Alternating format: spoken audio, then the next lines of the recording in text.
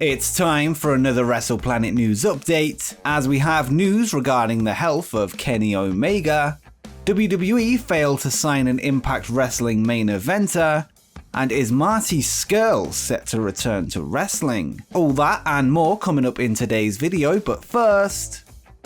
As we've mentioned roughly 100 times in recent videos, AEW Stars Andrade and Kenny Omega are set to clash in this year's AAA TripleMania main event, which is arguably the biggest annual show on the Mexican wrestling calendar. Omega's AAA mega title will be on the line, with many expecting Andrade to be the one to dethrone the belt collector. It has now been revealed that the two men won't be the only AEW stars to feature on the card, after it was announced in a press conference that Penta L0M and his brother Rey Fenix will return to AAA at TripleMania 29 to defend their AAA World Tag Team titles. The duo will defend their belts in a tag team triple threat against the team of Hijo del Vikingo and Laredo Kid, as well as Black Taurus and his yet-to-be-named partner. There will also be a crossover with another American promotion, with Impact Knockouts champion Deonna Purrazzo set to take on AAA Reina del Reina's champion Fabi Apache in a champion versus champion match with both titles on the line.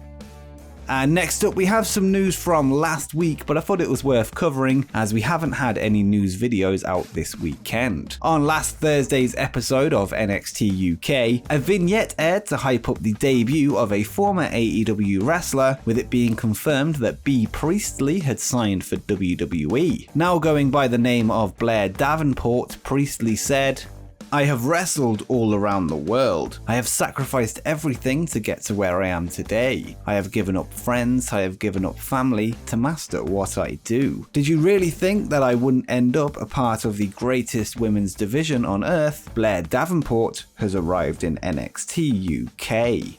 It had been reported by the Wrestling Observer several weeks ago that Bea had signed with NXT UK, but this is the first official confirmation. WWE filed for the trademark Blair Davenport in May of this year, so it appears that she's been on the books for at least 2 months. This move follows her release from AEW in August 2020 after being unable to travel to the United States from Japan, where she was living at the time.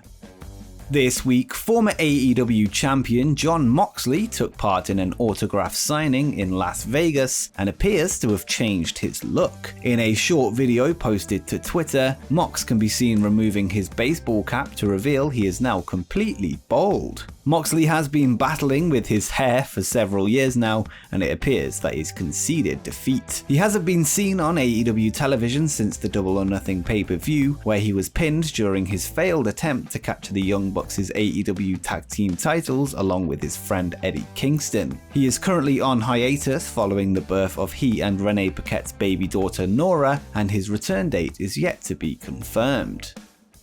On Sunday night, Twitter user OfTheDead209 posted some old photos from a WWE house show in Fresno, California, which showed Best in the World CM Punk donning a cape, walking to the ring whilst impersonating Dracula. The tweet caught the attention of Punk himself, and he replied, "Check Big E and AJ Lee doing everything they can not to laugh."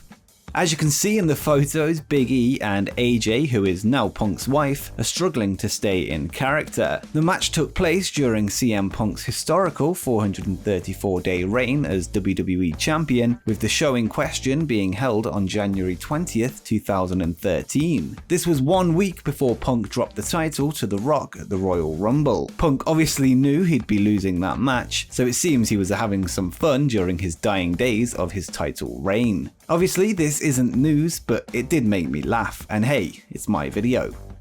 Next up, it has been announced on Twitter that a certain WWE Hall of Famer will be appearing in a non-WWE wrestling game in the near future. Kurt Angle will be a member of the Wrestling Code roster, which is a game being developed by Virtual Basement and features several independent wrestlers. The game will be available on PC, PS5 and Xbox Series X, and so far it looks fantastic. Raven, Brian Cage, Brian Pillman Jr., Killer Kelly and Thunder Rosa are just a few of the names that join Angle on a stacked roster. Angle is a great signing for the developers, and the addition of the Olympic gold medalist should help boost sales. The game is being developed in the Unreal Engine and will feature current-gen graphics, although no official release date is available at this time. Last month, it was reported in the Wrestling Observer newsletter that AEW World Champion Kenny Omega was working through several injuries and was, quote, hurting pretty bad. He was said to be dealing with an athletic hernia, a deep bone bruise near his tailbone, as well as general wear and tear on his knees. Omega himself then told fans at the AEW Double or Nothing Fan Fest that there were days he considered retiring from wrestling, but it was the crowd that always made him feel better and pushed him to carry on through. We now have a new update from the Observer that states that the belt collector has been doing better as of late. The report states that Kenny has received stem cell treatment as well as PRP therapy to help deal with his athletic hernia, which is said to have been the biggest problem. Following this, Omega is said to be doing much better, and the treatment has made a, quote, world of difference. This is of course great news and could mean he will no longer need the break that many of his fans wanted him to take in order to improve his health. And quickly, just before we continue, make sure you scroll down and drop a like and subscribe with notifications turned on so you don't miss any upcoming wrestling content as we head towards 20,000 subscribers. But now that you've done that, let's get on with the rest of the video.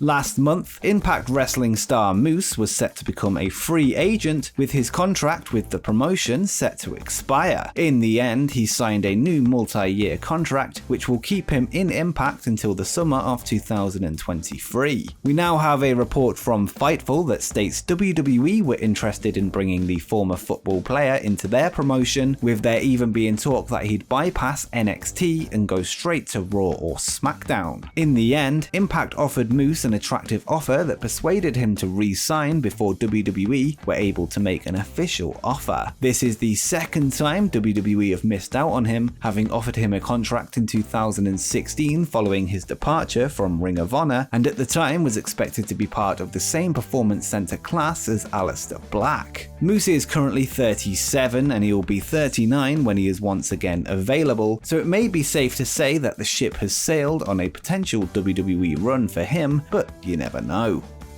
Later this year, Dark Side of the Ring are set to air an episode that will focus on the controversial wrestling promotion XPW, which ran from 1999 until 2003. In the wake of this news, XPW promoter Rob Black revealed the promotion is set for a reboot, starting with a tournament on November 7th, 2021. Black then released a video which featured the text "You can't cancel what was cancelled" with a familiar song playing in the background. The song was that of former member of the Elite Marty Scurll. Scurll has not been seen in the wrestling space since February 2020, which was when his last match happened before his release from Ring of Honor. And I have to be careful how I word this in order to avoid the channel being flagged, but it was revealed that Scurll did things with people that he shouldn't have done things with. If you know, you know, but look it up if you don't. This video released by Rob Black led people to assume that Marty Scurll was making his return to wrestling, with him taking part in this XPW tournament. Not only was it Marty's music playing in the background, but the text "You can't cancel what was cancelled" seemed to obviously refer to Marty being cancelled after the speaking out movement. It now appears that this is not the case, as Rob Black has taken to Twitter to post a statement saying that the music he used was randomly chosen for the promo and that the whole thing is a mere coincidence. He wrote, "It's been brought to my attention from some wonderful Twitter fans that the music I randomly used for a teaser promo was that of a suspected abuser. I'm sorry and I didn't mean to use that. I will take it down immediately. I will try to do better in the future." Now, I'm going to be honest, I'm not buying the fact that this was an accident. Not only is the music specifically written for Marty, but the text shown clearly references him being cancelled last year. So this seems to me that either Rob is backtracking on his decision to bring Marty in, or it was a publicity stunt. Marty was set to make appearances in New Japan Pro-Wrestling this year as part of the New Japan Strong brand, which is their US branch. There were segments recorded with Scurll taking part, but there was backlash backlash from people within the company, specifically on the roster, that didn't want to work with him, which meant that the segments never aired. But what do you think of this whole ex-PW Marty Scurll story? Let me know in the comments down below. And if you're interested in more videos from me, make sure you check out my Jon Moxley documentary where I chronicle his AEW World Championship reign.